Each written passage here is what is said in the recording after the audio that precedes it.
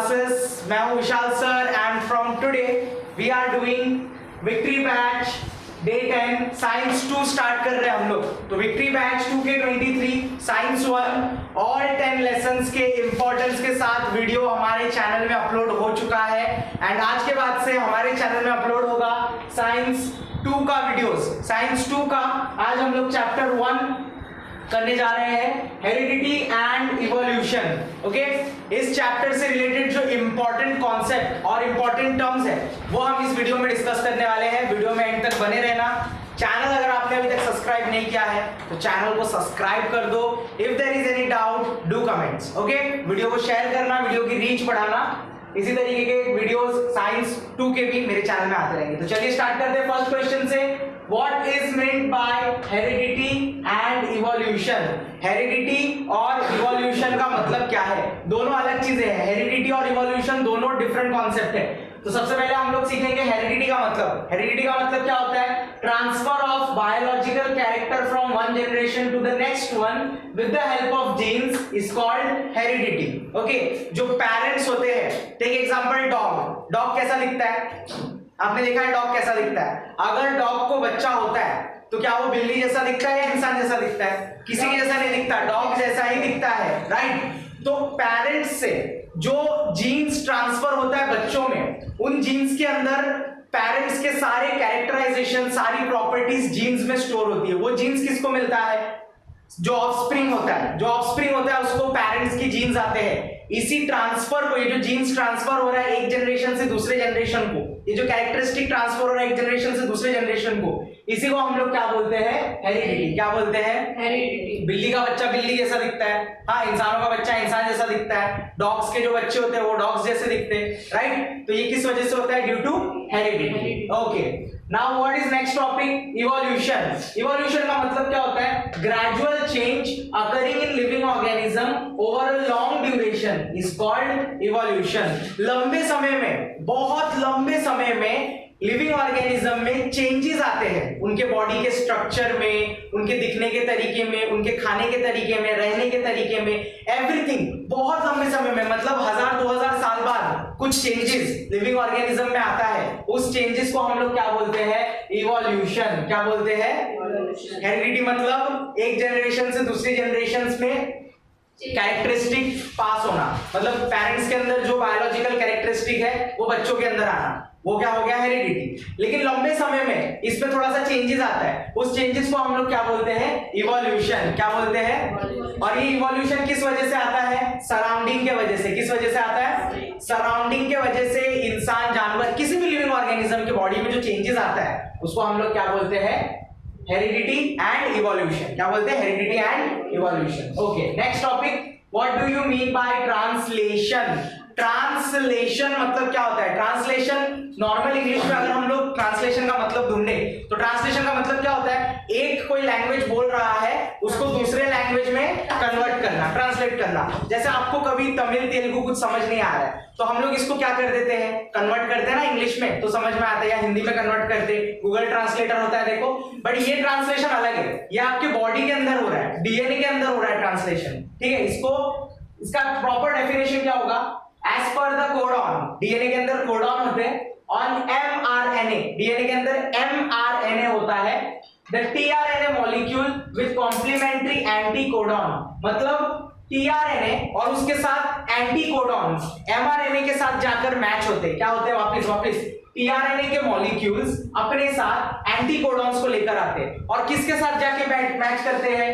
MRNA के साथ। इस प्रोसेस को हम लोग क्या बोलते हैं? ट्रांसलेशन। इस प्रोसेस को क्या बोलते हैं हम लोग? आपको सच्ची बता रहा हूं, याद करने की भी जरूरत नहीं है। अगर आप लेक्चर को प्रॉपरली सुनते हो ना, आपको आंसर्स याद करने की भी जरूरत नहीं। आप ये जो याद करते हो, रट्टा मारते हो ना, वेरी रॉन्ग। ये थोड़े दिन तक याद रहेगा, फिर आप भूल जाओगे। तो उससे अच्छा क्या होता है? कॉन्सेप्ट को सीख लो। एकदम सिंपल कॉन्सेप्ट है। कॉन्सेप्ट ये है कि एमआरएनए, टीआरएनए के जो मॉलिक्यूल्स हैं वो अकेले नहीं आते, वो साथ में किसको लेके आते हैं? एंटीकोडॉन को। और वो किसके साथ जाके मैच हो जाते हैं? एमआरएनए के साथ। बस इसी प्रोसेस को हम लोग क्या बोलते हैं? Translation. Got it? Next, translocation क्या होता है? क्या होता है ट्रांसलोकेशन? What is translocation? अगर आप थोड़ा सा अटेंशन दोगे ना लेक्चर्स को मेरे, ये कितने मिनट का लेक्चर होता है नॉर्मली, हार्डली 20 to 25 मिनट्स का लेक्चर होता है। आपका पूरा लेसन 20-25 पेज का होता है, वो मैं आपको 25 मिनट में करा दे रहा हूं बिना याद किए। जस्ट आपको क्या देना है, प्रॉपर अटेंशन देना है। तो अटेंशन दो। Translocation, what is translocation? The ribosome keeps on moving from end of mRNA to other end। देखो mRNA होता है, उसके बाद तीन चीजें होती है, उसको हम लोग क्या बोलते हैं, ट्रिपलेट कोडॉन। mRNA होता है, एक बार mRNA आया, फिर ट्रिपलेट कोडॉन आता है, वापिस एक mRNA आता है, वापिस तीन ट्रिपलेट कोडॉन आता है, और फिर वापिस mRNA, मतलब mRNA triplet codon, mRNA triplet codon. तो एक जगह से, एक mRNA से दूसरे mRNA तक जाने के प्रोसेस को हम लोग क्या बोलते हैं, ट्रांसलोकेशन। एक mRNA और दूसरा mRNA, बीच में क्या आता है, ट्रिपलेट कोडॉन। एक mRNA से दूसरे mRNA पे जाने को हम लोग क्या बोलते हैं, ट्रांसलोकेशन। tRNA अकेले नहीं आता, एंटीकोडॉन को लेकर आता है किसके पास, mRNA के पास, उसको बोलते हैं ट्रांसलेशन। और एक mRNA से दूसरे mRNA तक जाने को हम लोग क्या बोलते हैं, ट्रांसलोकेशन। सिंपल, एकदम सिंपल, ज्यादा टफ में नहीं लेने का कोई चीज, ठीक है। Question number 3 is evidence of evolution. Evolution का एविडेंस क्या है, क्या सबूत है कि चीजें इवॉल्व हुई है। अगर इवोल्यूशन है तो पहले के जमाने में, बहुत टाइम पहले, बहुत पहले सारी चीजें कैसी दिखा करती थी, एक जैसी दिखा करती थी, सब एक जैसा होता था, ऑल लिविंग ऑर्गेनिज्म एक जैसे होते थे। लेकिन इवोल्यूशन होते होते होते होते सारे लिविंग ऑर्गेनिज्म अलग अलग दिखने लगे, राइट। ह्यूमन अलग दिखते हैं, एनिमल्स अलग दिखते हैं, प्लांट्स अलग दिखते हैं, दिखते ही नहीं अलग। लेकिन बहुत टाइम पहले ये सारा ऑर्गेनिज्म कैसा दिखता था, एक जैसा दिखता था। तो ये क्या प्रूफ है कि पहले सब एक जैसा दिखता था? इस प्रूफ को ही हम लोग क्या बोलते हैं, एविडेंस ऑफ इवोल्यूशन। तो ये एविडेंस ऑफ इवोल्यूशन हम लोग ने डिवाइड किया है कितने पार्ट में, 1 2 3 4 5 6, कितने टाइप्स में, 6 टाइप्स में। एग्जाम में आपको कोई 4 टाइप्स ही पूछा जाएगा। कितना टाइप्स पूछा जाएगा, कोई 4 टाइप्स ही एग्जाम में आपको पूछा जाएगा। लेकिन मैं आज आपको सारे टाइप से एकदम फटाफट कराऊंगा, तो ध्यान से सुनने का और एकदम कॉन्सेंट्रेट करने का, ठीक है। पहला एविडेंस, मॉर्फोलॉजिकल एविडेंस। कौन सा एविडेंस है ये, मॉर्फोलॉजिकल एविडेंस। मॉर्फोलॉजिकल एविडेंस में क्या होता है, similarities in the external and visible features.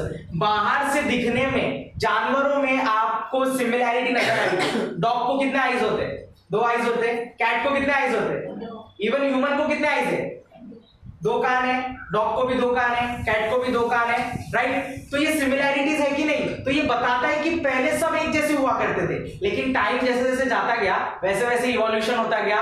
Dog proper dog जैसा बनने लगा, कैट जो अभी ऐसा दिख रहा है वो ऐसे बनने लगे, और इंसान ऐसे बनने लगे। लेकिन पहले सब कैसे थे, एक जैसे थे। इसका प्रूफ क्या है कि इनके फेस स्ट्रक्चर में और बॉडी स्ट्रक्चर में आपको क्या नजर आएगा, सिमिलैरिटी नजर आएगा। Okay, next is anatomical evidence. कौन सा एविडेंस है, एनाटॉमिकल एविडेंस। एनाटॉमिकल एविडेंस बोलता है कि जानवरों के अंदर जो बोन का स्ट्रक्चर होता है वो सिमिलर होता है। क्या होता है, अगर आप इंसानों का देखोगे हाथ, तो ये अपने को बोन्स है। हाँ, बर्ड्स में भी होता है। जस्ट उनके विंग्स को आप एक्सरे में रख के देखोगे ना, तो बर्ड्स के विंग्स भी आपको कैसी नजर आएंगी, इंसान के उंगलियों जैसी ही नजर आएगी। तो ये बताता है कि पहले सब एक जैसे हुआ करते थे, पर टाइम बीतते गया, इवोल्यूशन होते गया और चीजें अलग अलग हो गई।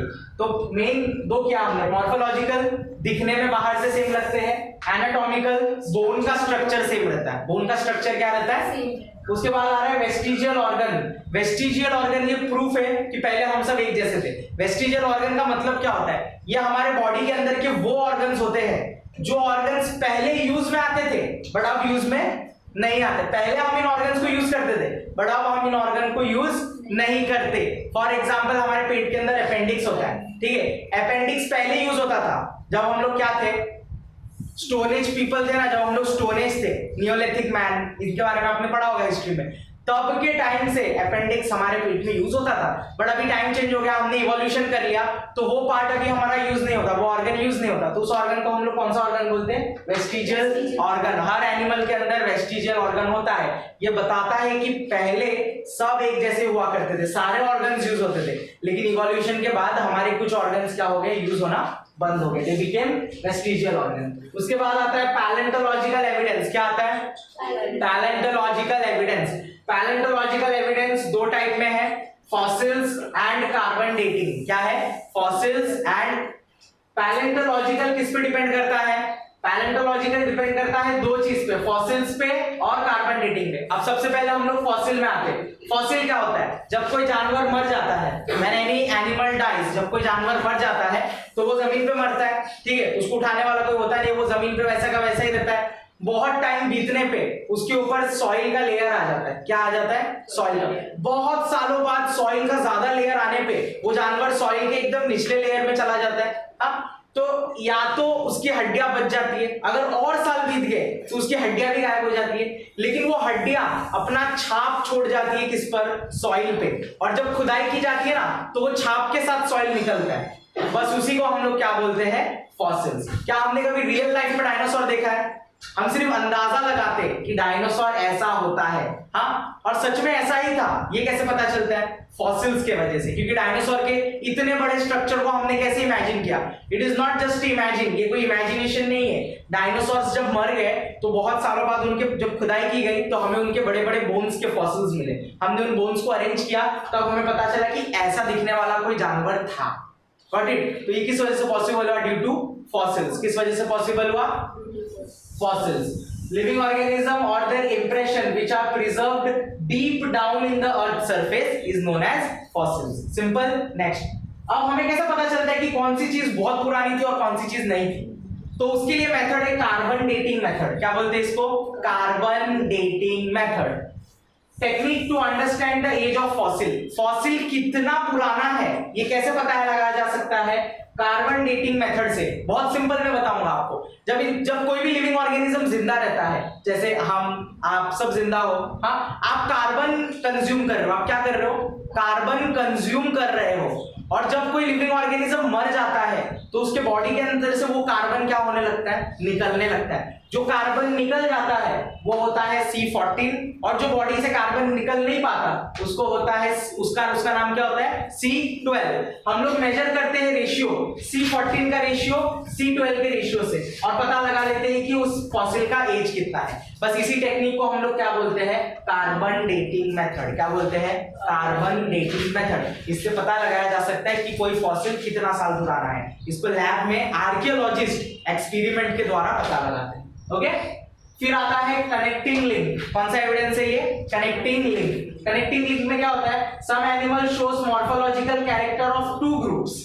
कोई जानवर आपने देखा होगा जिनके अंदर दोनों का मिक्सचर रहता है। अभी मैंने एग्जांपल बताया लंग फिश, ठीक है? लंग फिश सांप जैसा भी दिखता है, थोड़ा बहुत आपको सांप जैसा भी लगेगा और थोड़ा बहुत आपको फिश जैसा भी लगेगा। तो ऐसा जानवर जिनके अंदर दो जानवर की सिमिलर कैरेक्टरिस्टिक होते हैं उसको हम लोग क्या बोलते हैं? Connecting link. तो ये एविडेंस है कि पहले सारे जानवर कैसे दिखा करते थे? एक जैसे दिखा करते थे, बट इवोल्यूशन होते होते कुछ जानवर ज्यादा इवोल्यूशन कर लिए और कुछ क्या बन गए? कनेक्टिंग लिंक बन गए। ठीक है? Lung fish is the example. Next is embryological evidence. Embryological evidence ये बताता है कि जब भी कोई जानवर छोटा होता है, फर्स्ट स्टेज में होता है, उसके मदर के वुम्ब में होता है, मदर के वुम्ब से ही बच्चे पैदा होते हैं। जब वो मदर के वुम्ब के अंदर इनिशियल स्टेज में, फर्स्ट स्टेज में होता है, तो सारे जानवर सेम दिखते हैं। आपके टेक्स्ट बुक में what is the page number? Page number 7 में एक चार्ट दिया है, ठीक है? उस चार्ट को अगर आप ध्यान से देखोगे तो सारे जानवर का जो फर्स्ट स्टेज है वो सिमिलर होता है। तो ये प्रूफ बताता है कि पहले के जमाने में सारे जानवर सच में क्या थे? एक जैसे थे। बट जैसे जैसे अभी ह्यूमन का बच्चा है तो वो जैसे जैसे डेवलप करेगा उसके स्टेजेस में चेंजेस आते रहेंगे और वो दिखने में चेंजेस करेगा, राइट? लेकिन पहले सब कैसे दिख रहे हैं? सेम दिख रहे हैं। तो similarity during initial stage of development, जब जानवर एकदम इनिशियल स्टेज में पैदा होने वाला रहता है, सबसे फर्स्ट स्टेज में, तब सारे जानवर सेम दिखते हैं। उसको हम लोग क्या बोलते हैं? एम्ब्रायोलॉजिकल एविडेंस। तो these were the evidence of evolution. समझ में आ गया?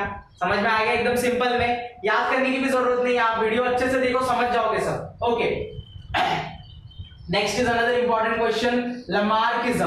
क्या कर रहे हैं हम लोग? लमार्किज्म। लमार्किज्म ये जो कॉन्सेप्ट है, एक साइंटिस्ट ने दिया है, उनका नाम है जीन बैप्टिस्ट लमार्क। कौन से साल से में वो पैदा हुए थे? 1744, और उनका डेथ ईयर क्या है? 1829। लमार्किज्म कौन से प्रिंसिपल पे बेस्ड है? यूज और डिसयूज ऑफ ऑर्गन। कौन से थियरी पे? यूज और डिसयूज ऑफ ऑर्गन। इंसान, कोई भी लिविंग ऑर्गेनिज्म जिस ऑर्गन को सबसे ज्यादा यूज करता है उसका वो ऑर्गन क्या हो जाता है? स्ट्रांग हो जाता है, ज्यादा यूज में आता है। और इंसान जिस ऑर्गन को यूज करना बंद कर देता है इट बिकम्स, समझ में आया? लमार्किज्म। ह्यूमन या कोई भी जानवर जिस चीज को, जिस ऑर्गन को सबसे ज्यादा यूज करता है वो इंसान का ज्यादा स्ट्रांग हो जाता है, इवॉल्व हो जाता है, ठीक है।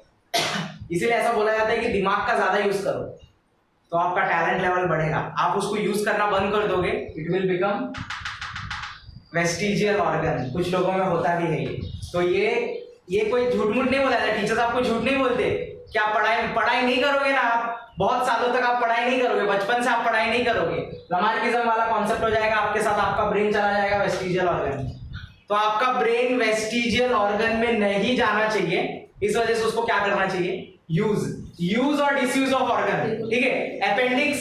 अपेंडिक्स हम यूज नहीं करते, यूज करते हैं क्या? बॉडी में यूज ही नहीं आता, इसीलिए वो क्या बन गया?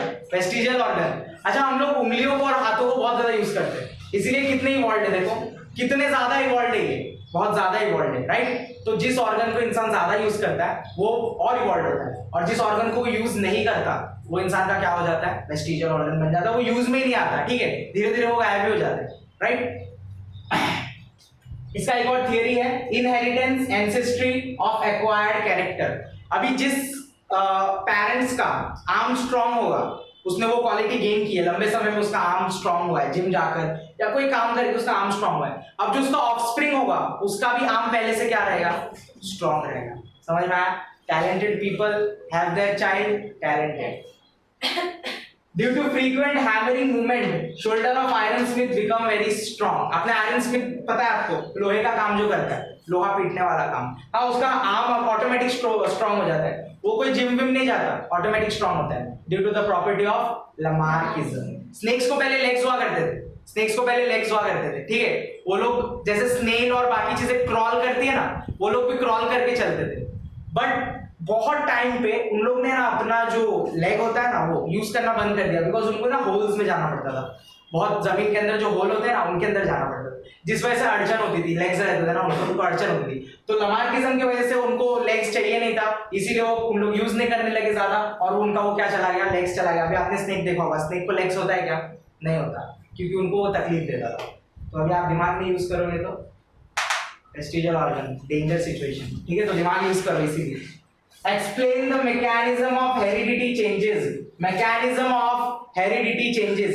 heredity changes का mechanism काम कैसे करता है? अभी हमने ये पढ़ा था, heredity मतलब क्या? पेरेंट्स की क्वालिटीज बच्चों में आना, दिस इज हेरिडिटी। लेकिन इस हेरिडिटी में चेंजेस आता है तो हम लोग उसको क्या बोलते हैं? हेरिडिटी में चेंजेस आता है तो इवोल्यूशन बोलते हैं। ये होता कैसे? इसको मैकेनिकली कैसे बताओगे? Sudden change in the parental DNA can cause heredity changes. सारा इंफॉर्मेशन किसी का भी किसके अंदर स्टोर होता है? डीएनए के अंदर स्टोर होता है, राइट। ये डीएनए क्या बनाता है? आपका जीन्स बनाता है, मतलब सारा इंफॉर्मेशन डीएनए जीन्स के अंदर स्टोर है। लेकिन सडनली अगर चेंज हुआ तो ये चेंजेस नेक्स्ट जनरेशन को भी आएगा, ये चेंजेस नेक्स्ट जनरेशन को भी आएगा। अभी समझो सांप को पैर था, ठीक है, लेकिन अभी सांप को पैर नहीं होते, लेकिन अचानक कोई सांप ऐसा बच्चा जन्म देता है जिसको पैर है, होगा क्या ये पॉसिबल? नहीं होगा ना। This is because of evolution, ये हो ही नहीं सकता, नामुमकिन, ठीक है। तो sudden change in parental DNA cause heredity change at the time of meiosis. Cell division का एक प्रोसेस है, सेल डिवीजन का एक प्रोसेस है जिसको हम लोग क्या बोलते हैं? मियोसिस। जब मियोसिस होता रहता है तब क्रॉसिंग ओवर टेक्स प्लेस। क्या हो जाता है? क्रॉसिंग होता है। वो जो क्रॉसिंग हो रहा है ना उसी को इवोल्यूशन बोलते हैं। तभी सेल बदल जाते हैं और सेल में नई क्वालिटीज आ जाती है। दिस क्रिएट न्यू रिकॉम्बिनेशन, इससे नया कॉम्बिनेशन बनता है। इससे क्या बनता है?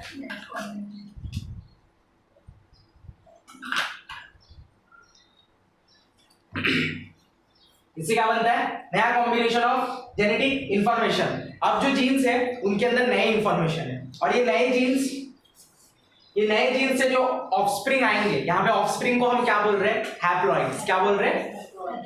Haploids gametes carry changed heredity character, मतलब पेरेंट्स के पास जो चेंजेस आया वो अब ऑफस्प्रिंग के अंदर ऑटोमेटिक आ जाएगा और ये ऑफस्प्रिंग नेक्स्ट जनरेशन को वो कैरेक्टरिस्टिक देगा। और ऐसे लंबे समय में थोड़ा थोड़ा इवोल्यूशन होते बहुत बड़ा एक इवोल्यूशन आपको नजर आता है। जिराफ का नेक जो होता है वो इतना बड़ा नहीं था, बट इवोल्यूशन की वजह से आप इतने सालों बाद उसका चेंजेस देख रहे हो कि जिराफ का नेक इतना बड़ा है। ठीक है, ऐसा प्रेडिक्शन किया जाता है कि हमारे जो पैर की उंगलियां होती है, ओके, पैर की जो उंगलियां होती है वो हम बहुत कम यूज करते हैं, शूज वूज पहनने लगे और इंसान अपना ज्यादातर टाइम है ना शूज में बिताता है, तो पैर की जो उंगलियां वो यूज में नहीं आ रही। तो कुछ सालों बाद शायद हमारी पैर की उंगलियां वैसे ना हो जैसे आप अभी देख रहे हो, वो एकदम सपाट होगा बिकॉज उसका यूज ही नहीं कर रहे लमार पिजल में। ठीक है, जिस पार्ट का आप यूज नहीं करते हो वो क्या बन जाता है, वेस्टिजियल। Okay, next. सो यहाँ पे हमारा लास्ट टॉपिक आ रहा है and we will wind up the chapter, importance of fossil as a proof of evolution. Evolution के प्रूफ के तौर पे फॉसिल्स एक इंपॉर्टेंट रोल प्ले करता है। फॉसिल्स के बारे में ज्यादा जानकारी देने की जरूरत नहीं, बिकॉज यहीं पे आपको पता चल गया है। फॉसिल्स मतलब जब जानवर मर जाते हैं, वो जमीन में दफन हो जाते हैं, हजारों लाखों करोड़ों साल बाद उनको जब आप खोदोगे तो या तो हड्डियां मिलेगी और दिन बाद खोदोगे आप तो वो हड्डियों के सिर्फ निशान मिलेंगे, उसको हम लोग फॉसिल्स बोलते हैं। वो कितना पुराना है कैसे पता किया जा सकता है, कार्बन डेटिंग मेथड, जिसका मैंने आपको बताया। कार्बन 14 क्या हो जाता है, एमिट हो जाता है, रेडियो एक्टिव होता है, लेकिन कार्बन 14 एमिट नहीं हो पाता। तो 14 और 12 के बीच का रेशियो देखकर हम पता लगा सकते हैं कि ये कार्बन मतलब ये फॉसिल कितना पुराना है। लेकिन ये इतना इंपॉर्टेंट है क्यों, इसके पीछे इतना रिसर्च क्यों किया जाता है? The study of fossil helped the researcher to understand the characteristic of organism that existed in the past. हमें ये तो जब हम फॉसिल्स ढूंढते हैं तो ये तो पता चलता है कि जानवर ऐसा था, लेकिन रिसर्चर्स को पता लगता है कि इनकी कैरेक्टरिस्टिक्स भी क्या हुआ करती थी, अलग हुआ करती थी। क्या ये सिर्फ वेजिटेबल्स खाते थे, क्या ये नॉनवेज भी कंज्यूम करते थे? अगर नॉनवेज कंज्यूम करते थे तो वो टाइम पे इनके प्रेडेटर्स क्या, मतलब ये कौन से जानवर को खाते थे, मतलब कोई और जानवर भी एग्जिस्ट करता होगा जिनको ये खाते थे, तो ये सर्वाइव कैसे करते थे, इनका स्किन कैसा होता था, इनका हेयर कैसा होता था, ये टेम्परेचर के हिसाब से खुद को कैसे अडेप्ट करते थे, ये सारा सब कुछ किस वजह से पॉसिबल है, ड्यू टू फॉसिल्स। तो the study of fossils unfold evolutionary secrets, जो इवोल्यूशन का मेन सीक्रेट है वो कहां पर छुपा हुआ है, स्टडी ऑफ फॉसिल्स। तो फॉसिल्स को स्टडी करने पे हमको नए नए फैक्ट्स मालूम पड़ते हैं। अब भी इन दिस सिचुएशन हमको और भी बहुत सारी चीजें ऐसी है जो साइंटिस्ट को नहीं मालूम है। ठीक है, बट जैसे जैसे फॉसिल्स डिस्कवर होते जा रहे हैं हमको नए नए पुराने स्पीशीज के बारे में मालूम पड़ रहा है कि हाँ कभी उस जमाने में ऐसी स्पीशीज भी एग्जिस्ट करती थी जो शायद अभी भी बहुत सारे फॉसिल्स को एक्सप्लोर करना बाकी है। तो इन फ्यूचर अभी आपके सिलेबस में इतना ही है, शायद अगला जो सिलेबस आया उसके बाद का जो सिलेबस आया उसमें बच्चे फॉसिल्स के बारे में और डिटेल में पढ़ेंगे। तो समझ में आ रहा है, साइंस इज इंटरेस्टिंग, साइंस 1 भी इंटरेस्टिंग था, 2 भी इंटरेस्टिंग है, और साइंस 2 का फर्स्ट चैप्टर आज हमने क्या कर दिया, खत्म कर दिया। नेक्स्ट वीडियो साइंस 2 का ही चैप्टर 2 शायद आज रिकॉर्ड हो जाएगा, टाइम हुआ तो, या फिर अगले दिन रिकॉर्ड होगा। तो आपको वीडियो को ज्यादा से ज्यादा शेयर करना है, जो लाइव लेक्चर में बैठे अपने स्कूल के दोस्तों के साथ शेयर करो। नाउ आप शायद आपके स्कूल्स भी बंद हो गए हैं, तो जो बच्चे ऐसे थोड़ा वीक है स्टडीज में और उनको कम टाइम के अंदर सिलेबस को कवर करना है, उनके लिए ये वीडियो बहुत अच्छा है। साइंस 2 के लिए अलग एक प्लेलिस्ट बना रहा हूँ, उसके अंदर सारे वीडियोस आएंगे। टेलीग्राम पर अलग से चैनल भी बना रहा हूँ जहाँ पे वीडियोस, ये जो एमसीक्यू, ये जो मैंने इंपॉर्टेंस दिया है इसका पीडीएफ भी आपको इजीली अवेलेबल हो जाएगा, तो वो भी ज्वाइन कर सकते हो। वेबसाइट है हमारा अलग से, सारा इंफॉर्मेशन वीडियो के नीचे डिस्क्रिप्शन में दिया गया है। वीडियो पसंद आया तो इसको लाइक करो। If there is any doubt ask me in the comment section, my personal details are given in the description of the video, contact number भी है, व्हाट्सएप करके मुझसे आप डाउट पूछ सकते हो। ओके, तो आज के लिए बस इतना ही, मिलेंगे अगले एपिसोड में एक नई वीडियो के साथ।